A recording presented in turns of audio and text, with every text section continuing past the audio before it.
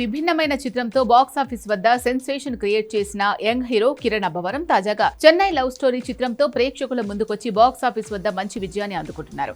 శ్రీ గౌరీ ప్రియా కథానాయికగా నటించిన ఈ ఫీల్ గుడ్ ఎమోషనల్ రొమాంటిక్ డ్రామాకు రవి నంబూరి దర్శకత్వం వహించారు.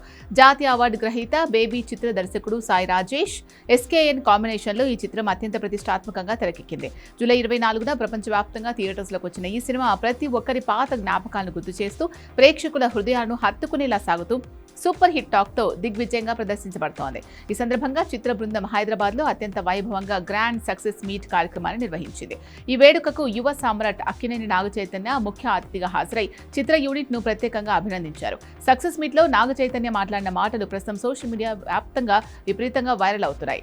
సక్సెస్ మీట్ వేదికపై అక్కినేని నాగచైతన్య మాట్లాడుతూ సినీ పరిశ్రమలో మారుతున్న ట్రెండ్స్, ప్రేమ కథల ప్రాముఖ్యతపై పలు ఆసక్తికర విషయాలు వెల్లడించారు. కరోనా మహమ్మారి తర్వాత టాలీవుడ్ లో సరిగ్గా మంచి ప్రేమ కథా చిత్రాలు రావడం లేదని నేను చాలా భయపడ్డాను. అసలు నేటి తరం ప్రేక్షకులు థియేటర్లకు వచ్చి ప్రేమ కథలు చూస్తారా లేదా అనే అనుమానాలు కూడా నాకు కలిగాయి. అయితే ఈ మధ్య కాలంలో మళ్లీ లవ్ స్టోరీల ట్రెండ్ ప్రారంభం కావడం ఎంతో సంతోషాన్ని కలిగిస్తోంది.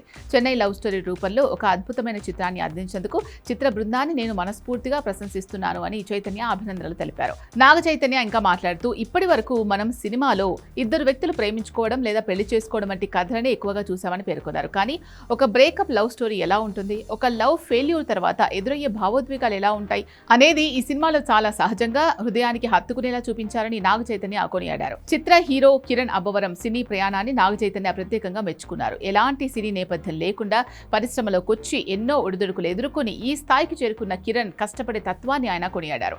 అలాగే కథానాయిక శ్రీ గౌరీ ప్రియా నటనను ప్రశంసిస్తూ ఆమె కెరియర్లో ఈ చెన్నై లవ్ స్టోరీ చిత్రం ఒక ప్రత్యేకమైన మైల్ రాయిగా నిలిచిపోతుందని చైతు వ్యాఖ్యానించారు.